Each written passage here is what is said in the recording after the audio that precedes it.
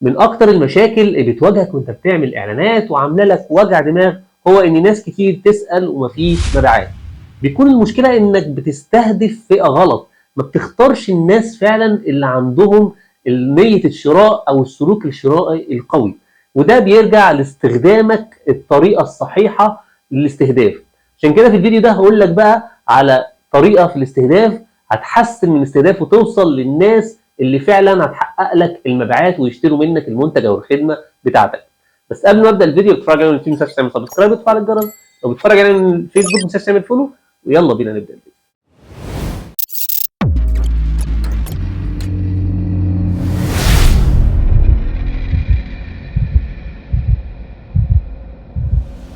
خليني اقول لكم الفكره الرئيسيه قبل ما نخش بقى على الداشبورد ونشوف بقى بنعمل كده ازاي. خليني اقول لكم ان الفكره كلها هي فهمك او عقليتك كمعلن، ايا كان بقى انت صاحب مشروع بتعمل اعلاناتك بنفسك او ميديا باير. العقليه الاساسيه هو انك انت محتاج توصل الاول ويكون عندك بيانات الناس اللي هم بيشتروا، او عندك خصائص للناس اللي هم اشتروا منك قبل كده.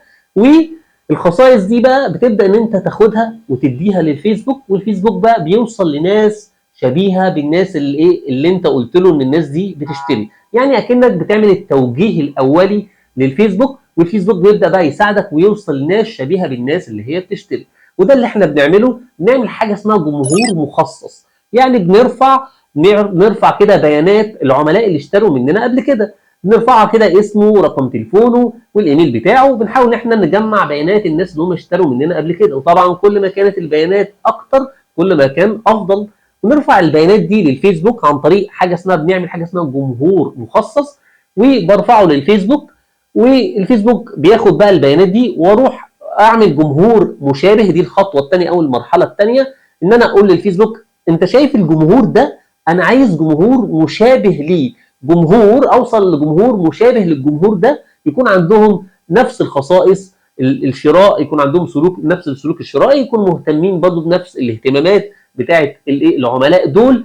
فبيبدا الفيسبوك بقى ياخد منك البيانات دي ويبدا يعمل لك جمهور مشابه، ويبدا ان انت تستهدف الجمهور ده. بالتالي الجمهور ده لما بتيجي تستهدفه لاول مره هو جمهور انت اول مره تشوفه، وهو اول مره يشوفك واول مره يسمع عن منتجاتك او خدماتك، ولكن بيحقق لك نتيجه كبيره جدا، لانه هم اصلا جايين كجمهور شبيه لجمهور بيشتري اصلا، فبتلاقي حقق لك المبيعات من اول مره وباستمرار.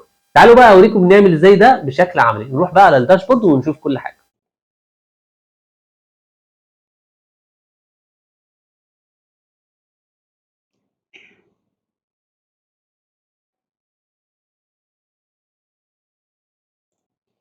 اول حاجه بقى طبعا بنعملها دلوقتي ان احنا بنخش على مدير الاعلانات. اول ما نخش على مدير الاعلانات احنا هنا هنكون محتاجين نعمل حاجتين بالظبط. اول حاجه ان احنا محتاجين عشان نحسن الاستهداف بتاعنا ونجيب عملاء بيشتروا فعلا ويحققوا لنا النتيجه اللي احنا عايزينها من الاعلان بتاعنا، لازم افهم الفيسبوك الناس دي شكلها عامل ازاي. يعني انا لازم ادي للفيسبوك شكل وبيانات وخصائص الناس اللي بتشتري عشان يجيب لي ناس زيهم، ناس شبيهه ليهم. ومن هنا بقى نبدا ان احنا نعمل حاجتين، حاجه اسمها جمهور مخصص وجمهور مشابه.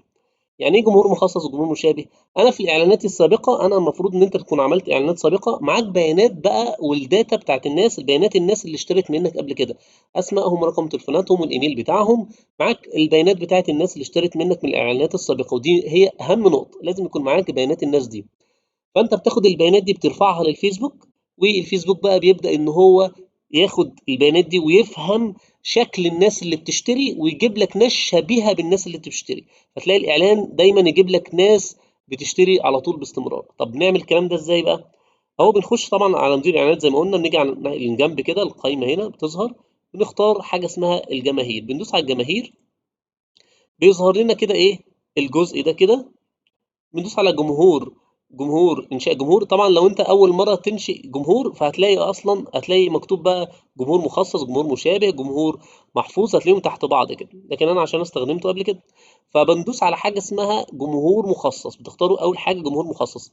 انا هنا لسه هرفع للفيسبوك بيانات الناس اللي اشترت مني قبل كده، عشان يعرف هو الفيسبوك يبقى فاهم دي شكل الناس اللي اشتروا مني، فيجيب لي ناس شبيهه ليهم بقى. فهاجي هنا كده اختار بقى ايه القائمه العملاء. يعني ايه قائمه العملاء؟ هنا مكتوب مصادرك، يعني المصدر اللي الفيسبوك هيجمع فيه الناس، وهيبدا بقى ان هو ايه يحطهم كده مع بعض. فمصادرك دي او جمهور مخصص، اسمه جمهور مخصص، يعني بيجمع جمهور مع بعض. الجمهور ده انت المصادر، مكتوب مصادرك، انت اللي بترفع له قائمه عملاء، انت بترفع له قائمه من العملاء اللي اشتروا منك قبل كده. والفيسبوك بياخد بقى الجمهور ده يعملهم جمهور مخصص، يحطهم مع بعض كده، يبدا بقى تشوف انت اللي بتوجه برضو الفيسبوك انت عايز يعمل في الجمهور ده ايه. فهنشوف بقى هنعمل ايه. فاول حاجه ان انا بقول له انا هرفع لك قائمه عملاء، هارفعها لك واعملهم لي جمهور مخصص، حطهم لي مع بعض كده عشان نبدأ بقى نشوف هنستخدمهم في ايه. فهندوس على قائمة عملاء، بعد كده هندوس على الزرار اللي تحت اللي هو التالي. اول ما بنعمل كده بيجي لنا ايه؟ بيجي لنا الجزء ده كده، وهنا الفيسبوك هيبدأ يقول لك نزل، أو مكتوب اهو تنزيل قالب الملف، وده نقطة مهمة جدا فبتدوس عليه. طب ايه تنزيل قالب الملف ده؟ ده الفيسبوك هيديك جدول ده هيقول لك انا عايز لو هترفع لي بيانات، ارفع لي البيانات زي شكل الجدول ده. طب ده ليه؟ لان الفيسبوك بيفهم فورمه معينه، بيفهم شكل وتنسيق معين من الجدول، مش اي حاجه كده وخلاص. فلازم عشان يقبل المعلومات اللي انت حاططها يكون هو فاهم المعلومات دي اصلا عباره عن ايه. حتى هتلاقي ان انت لازم بتنزل تنسيق قالب الملف، هو بيديك ملف وبيقول لك اعمل لي ملف زي ده، حط لي البيانات بتاعه العملاء اللي اشتروا منك قبل كده نفس الطريقه دي، نفس طريقه الجدول ده. حتى هتلاقي تحت مكتوب ارشادات التنسيق، بيبدا يقول لك لما البريد الالكتروني تحطه هتحطه بالايه بالشكل ده كده، وبيديك ارشادات اهو. رقم التليفون هتحطه بالشكل ده. هتلاقي بقى مديك بقى ايه البيانات تانية كتير، واحنا على طول بتنزل بقى الملف كده وهنشوف بقى ايه بنعمل ازاي. فبتروح كده ايه، بتروح للملف اللي انت نزلته، ندوس عليه كده، هتلاقيه هو بينزله اكسل شيت. اول ما بينزله اهو هنكبر، بص بتلاقي ان كل عمود دخل في بعضه، كلهم داخلين في بعض. طبعا انت كده مش هتحط ازاي، انت كده اصلا مش شايف الشكل التنسيق المظبوط عشان تمشي عليه. حتى هتلاقي مكتوب هو فوق كده، ده عمود اهو، ايميل ايميل ايميل، فون فون فون فون، وهكذا. طب انا عايز افصل كل عمود عن التاني، اعمل ايه؟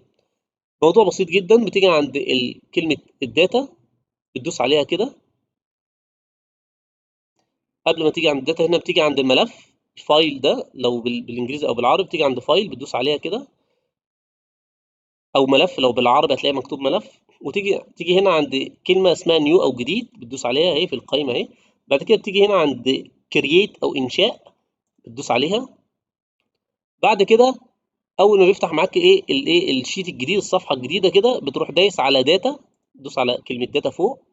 بعد كده بتيجي عند تالت حاجه اسمها فروم تكست او من النص، تلاقي تالت واحده كده اهي، بتدوس عليها فروم تكست او من النص، بتدوس عليها.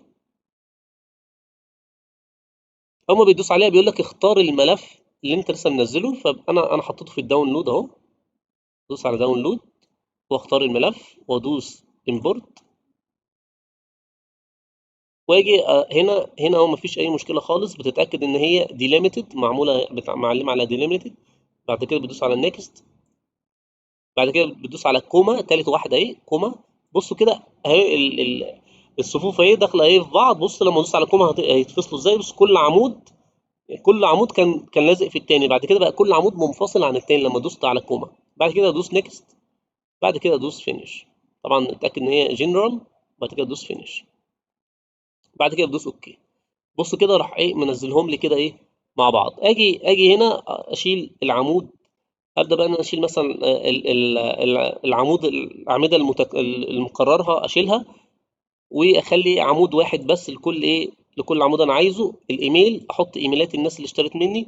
الفون احط ارقام التليفونات الناس اللي اشترت مني، بس طبعا لازم احطه بكود الدوله، كود الدوله بتاعتك. لو في مصر حط كود دوله البلد اللي انت اللي العميل بتاعك اداك رقم التليفون بتاعه. يعني هو اداك رقم تليفون مصري، حط الكود بتاع مصر، بعد كده حط رقم التليفون. ده مهم جدا لان الفيسبوك مش هيقبله غير بكود الدوله الاول. لو من السعوديه حط كود الدوله السعوديه، بعد كده بعد كده حط كود، بعد كده حط رقم التليفون. وهتلاقي بقى في عواميد انت ممكن ما تعوزهاش. ده الفيرست نيم، ده الاسم الاول، وده اللاست نيم الاسم التاني. يعني مثلا لو محمد سعيد كده مثلا، ده الزب ده ممكن تشيله خالص. ودي السيتي المدينه اللي العميل بتاعك اشترى منك، كان من مدينه ايه. وده الايه الستريت الشارع، عايز تسيبه سيبه، عايز تشيله شيله. ودي الدوله طبعا سيبها. وده الدي اوف بيرث اللي هو تاريخ الميلاد. خلي بالك بص، لازم تكتب تاريخ الميلاد بصيغه معينه. هو هنا كاتبه بشهر يوم سنة، فأنت تشوف أنت هتكتبه بإيه، عشان هو لازم الأفضل تكتبه زي ما هو قايل كده، أو أنت حتى لو كتبته بطريقة مختلفة هتظبطه من جوه. بس أنت هنا هو كاتبه مثلا بشهر يوم سنة، شهر 10 يوم 21. ده تاريخ ميلاده، تاريخ الميلاد بتاع الشخص اللي اشترى. و 68 اللي هو سنة اتولد سنة إيه 1968. وادي حتى ايه السنه اهي، برضو حاطط لك السنه اهي 1968. الجندر هنا النوع هو فيميل ولا ميل. فيميل اللي هو النساء، والميل اللي هم الرجال. حاطط لك انت لو هتحط هم نوعهم رجل ولا ست، فتحطه كده الست اف والرجل ام، تحطه بنفس الطريقه دي. والايدج اعمارهم. وممكن العمود الاخير ده انت مش عايزه. وهنا الفاليو القيمه، ممكن هنا تحط القيمة أو ما تحطهاش. بس طبعا برضو القيمة هتشوفه، هتلاقي إن هو في القيمة بيعمل مشكلة شوية، يقول لك حط أرقام صحيحة. فهي الأفضل إن أنت تحط له القيمة، بس هو ساعات بيرخم فممكن نشيلها خالص يعني. بس هي الأفضل إن أنت تحط له القيمة، بس لو حطيت له قيمة ما يبقاش فيها سالب وما يبقاش فيها حاجات من 10، يعني تبقى إيه، تبقى كلها ثابتة. بس أنا هشيله دلوقتي. وهعمل إيه؟ هعمل حفظ بقى. هاجي عند فايل تاني كده، أدوس على فايل وأدوس سيف از. وهسجل بقى ايه، هحفظ الملف ده نوعه ايه. انا مش عايزه نوع اكسل ورك بوك، لا، انا عايزه نوعه سي اس في كوما ديليميتد. دي الصيغه اللي الفيسبوك هيبدا ان هو يفهمها، يفهم منها الجدول. سي اس في كوما ديليميتد، بتدوس عليها كده، بعد كده بتدوس سيف. هتسجلها فين؟ احفظها ماشي، احفظها ماشي في الدوكيومنت، وهسميها مثلا تيست. هسميها تيست اهو. بعد كده ادوس سيف. بيقول لك كده تدوس اوكي، تدوس يس. ارجع تاني بقى كده، ادوس على التالي. انا كده رجعنا اهو للايه للجمهور، لقائمة العملاء. ندوس على التالي. بعد كده ننزل كده، نختار بقى اختيار ملف على جهازك. نختار بقى الملف اللي احنا عملناه. انا حطيته في الدوكيومنت وسميته تيست اهو. ادوس اوبن. فكده ايه، رفع ايه الملف اهو. بيقول لك ايه، ده كده تم تحديد واحد ملف. هل يتضمن ملف عمود لقيمه العملاء زي ما قلت، اللي هي كلمه فاليو، العمود اللي كان فاليو ده. بس دايما هتلاقوا بص في فاليو، بصوا لو اخترت لو قلت له نعم، في عمود بيعبر عن القيمه. بص هتلاقي بيقول لك لا يمكن استخدام المعلومات الوارده من قائمه تحديد القيمه، ويجب ان يتضمن عمود القيمه ارقاما موجبه فقط، ويمكنك انشاء جمهور. فطبعا دي دايما بيبقى فيها مشكله شويه. فانا هقول له لا، انا مش حاطط اصلا عمود فيه قيمه. بعد كده اجي هسمي بقى ايه ال اسم الجمهور. مثلا هقول ايه، قائمة عملاء، قائمة عملاء أتموا عملية الشراء، وادوس على التالي. فيبدأ بقى ان هو يقرا بقى ايه الأعمدة دي، ويشوف هل في عمود هو مش فاهم العمود ده عبارة عن ايه. لما يديني علامة خضراء كده، فدول كده كده دول اللي هو قراهم مظبوط ومفيش مشكلة. لكن لما يديني مثلث اصفر كده او مثلث برتقاني كده، معناه ان بيقول لك مطلوب اتخاذ اجراء، ان كده في دي عمود ده فيه مشكلة. حتى بيقول لك لا يمكن مطابقة واحد عمود. فهو كده مش عارف يقراه. فانت هتدوس عليه كده، وهتلاقي اللي هو زي ما انا قلت لكم اللي هو تاريخ الميلاد. حتى هو بيقول لك ده كده دي اوف بيرث، هو قرا ان هو ده تاريخ ميلاد، بس بيقول لك اختار تنسيق. انت حاطط التاريخ الميلاد ده بتنسيق ايه، فدوس على اختيار تنسيق. وزي ما احنا شايفين احنا حاطين شهر وشرطه، اللي هي البيك سلاش كده، والشهر والشرطه واليوم وشرطه والسنه. فهنبص انا اقول شهر شرطه يوم سنه اهي. بعد كده قال لي تمام. ادوس على ايه، استيراد وانشاء. هيبدا ان هو يحمله، فكده يحمله. بعد ما يحمله كده، انا محتاج اعمل ايه، محتاج اقول له بقى البيانات اللي انا رفعتها لك يا فيسبوك دي، انا عايز تجيب لي ناس شبيهه بالناس اللي اشترت مني دي، ناس شبيهه من البيانات اللي انا رفعتها لك.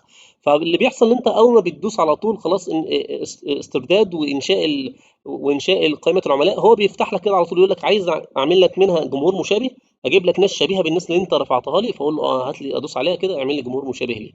فهنا حتى هيقول لك المصدر، تحديد مصدر جمهور مشابه. الجمهور المشابه اللي انا اجيبه لك ده اجيبه لك من انهي مصدر، من انهي ناس. فهو على طول عشان احنا هي على طول كان جايبها لك ان انا انشئ لك من قائمه العملاء دول جمهور مشابه، فهو على طول كاتبها لك، هو هينشأ لك جمهور مشابه من قائمة عملاء الذين أتموا عملية الشراء.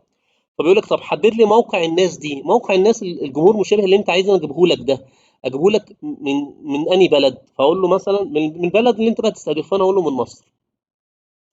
فبيجي لك كده أهو. فنبدأ بقى إن إحنا نشوف هبدأ إن أنا هقول له أنا عايز جمهور مشابه، فبيجي يقول لي طب في جمهور مشابه من نسب من 1% لحد 10%. طب يعني إيه من 1% ل 10%؟ يعني كده دول حجم الجمهور اللي أنت تستهدفه. 1% ده يعني جمهور نسبة التشابه كبيرة جدا. كل ما ببعد عن 1% يعني أزيد يبقى 2%، يبقى الجمهور نسبة التشابه هتقل، 3% هتقل أكتر، 4% هتقل أكتر وأكتر، 5% هتقل أكتر وأكتر، وهكذا. فانت بتيجي بقى هنا كده تروح عامل ايه؟ انت بتيجي بقى هنا كده وتروح شادد الواحد في المية دي، واقول له انا عايز جمهور مشابه، انا عايز يحط لي الايه 1% و2% 3% مثلا لحد مثلا 3% مثلا مع بعض مثلا اهو. فنيجي نروح شادين زي ما انا وريتكم كده اهو، انتوا بتشدوا كده اهو، هي بتبقى كده، بتشدوا الأولانية بالماوس كده لحد 3، وترجعوا لو هي واقفة عند 2 بتروح مرجعينها إيه؟ يعني هي مثلا بتبقى كده تروح مرجعينها عند الواحد. وبتنزلوا كده، تنزلوا كده بص بالماوس هتلاقي مكتوب حاجة اسمها جمهور مشابه، هيجيب لك من 0 ل 2% قائمة عملاء حجمهم كلهم كام على بعض؟ من مليون 230. ممكن ازود شويه، يعني ممكن اجي عند 3 ازيد شويه مفيش مشكله اهو. هيقول لك ان هو من 0 ل 3% مليون 850 الف.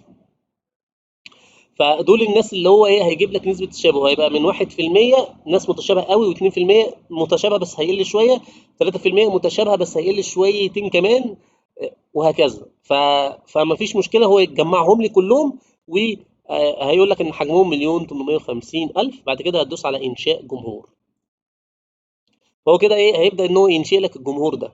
هو حتى جايبه لك اهو جمهور مشابه بنسبه ايه 3%، يعني من 1% لحد 3%، ودول جايين من قائمه عملاء اتموا عمليه الشراء. ويبدا بقى انه ايه يعد بقى ايه عدد العملاء اللي هو ايه اللي هو هيجيبهم لك مشابهين. طبعا مهم جدا ان انت لما تيجي تعمل جمهور مشابه لازم قائمه العملاء دي يكون فيها عدد كبير، عشان هو يبدا ان يجيب لك ناس شبيهه ليهم. كل ما تكون انت البيانات اللي انت رفعتها اللي هي قائمه العملاء للفيسبوك بيانات عددها كبير، كل ما ده هيتسهل عليه ان هو يعرف يجيب لك جمهور مشابه قوي جدا من الايه من قائمه العملاء دي. بعد كده ارجع بقى للاعلانات بتاعتي بقى، اجي ادوس على كل الادوات، بعد كده ادوس على مدير الاعلانات، يفتح بقى معايا كده مدير اعلانات تاني. بعد كده ادوس على انشاء، بعد كده اختار بقى هدف المبيعات، ادوس متابعه، حمله يدويه، بعد كده ادوس متابعه. بعد كده اجي عند المجموعه الاعلانيه، نوقف بس نجينا تاني عند مستوى الحمله الاعلانيه عشان اوقف اعلانات الكتالوج. اجي عند ارجع تاني للمجموعه الاعلانيه اهو، مستوى المجموعه الاعلانيه، واختار مثلا على سبيل المثال هعمل اعلانات رسائل، هستهدف الناس باعلانات الرسائل وكالات الرسائل، واختار الصفحه بتاعتي، واختار مثلا ان انا عايز ده واتساب، ان الناس تكلمني وتبعت لي عن طريق تطبيق الواتساب، وازاي تعادل محادثات مفيش اي مشكله. هنا طبعا نحط بقى الميزانيه بتاعتنا، وقلنا الميزانيه بتاعتنا افضل حاجه، يعني الفيسبوك دلوقتي بقى بيتقبلها عشان يجيب نتائج كويسه من $25 ل $30 في اليوم.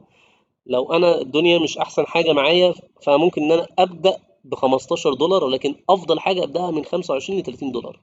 ده يعني طبعا الميزانيه دي بتتوقف على حاجات كتير قوي، بس انا بقول في العموم يعني. لكن في مجالات على سبيل المثال مثلا العقارات بنتكلم مثلا في فوق ال $30، فوق ال $30 في اليوم، فوق 30 40 $50 وهكذا. فمثلا هقول 700 جنيه في اليوم اهو مثلا يعني. وزي ما بنعمل بقى الاعلان عادي خالص، ميزانيه يوميه، ونعمل الاعلان بتاعنا ما فيهوش اي مشكله خالص. احنا بنيجي بس هنا عند عناصر التحكم في الجمهور، نيجي عند الجمهور باستخدام ادفانتج بلس، بندوس على اقتراح، ده بنستخدمها، بندوس على اقتراح اختيار الجمهور، وبنيجي عند الجماهير المخصصه، بختار بقى الايه، بدوس على المربع ده اهو، واختار الايه، جمهور مشابه اهو، من القائمه اللي بتظهر لنا بختار جمهور مشابه، واختار الجمهور اللي انا ايه، اللي انا انشأته اهو، جمهور مشابه 3%. حتى هتلاقي كده اهو جمهور مشابه 3%، وهتلاقي ان هو كاتب لك قائمه عملاء اتموا عمليه الشراء بس. وما ما بتعملش اي حاجه خالص، لان هو خلاص يعني هو هيجيب لك جمهور مشابه للجمهور اللي فات، ما فيش اي مشكله. فانت هنا ما بتحتاجش ان انت تعمل اي حاجه خالص في الايه، في الجزء ده خالص، سيبه زي ما هو. وعادي خالص بتيجي بقى عند ايه، مستوى الاعلان، برضه بتحط بقى الاعلان بتاعك زي ما احنا عارفين، مفيش اي مشكله خالص. وبعد كده بتدوس على نشر. هي بس الجزء اللي هنا ان انت كنت بتنشئ جمهور مخصص، بعد كده وتعمل اللي هو عن طريق قائمة العملاء، بعد كده تعمل منه جمهور مشابه، بعد كده تيجي تحطه بقى هنا ايه، تحطه في الجمهور باستخدام ادفانتج بلس، وتشغل اعلان على كده، وهتلاقي نتائج كبيرة جدا. تخيل معايا كده ان الاعلان هيوصل لناس شبيهة بالناس اللي اشترت منك قبل كده. فاللي جاي هو جاي عنده سلوك شرائي اصلا، لانه الفيسبوك جاب لك ناس عندهم سلوك شرائي زي الناس اللي اشتروا منك قبل كده. فده هيسهل عليك عملية المبيعات، وهيسهل عليك ان انت فعلا تحقق النتيجة اللي انت عايز تحققها من الاعلان بتاعك.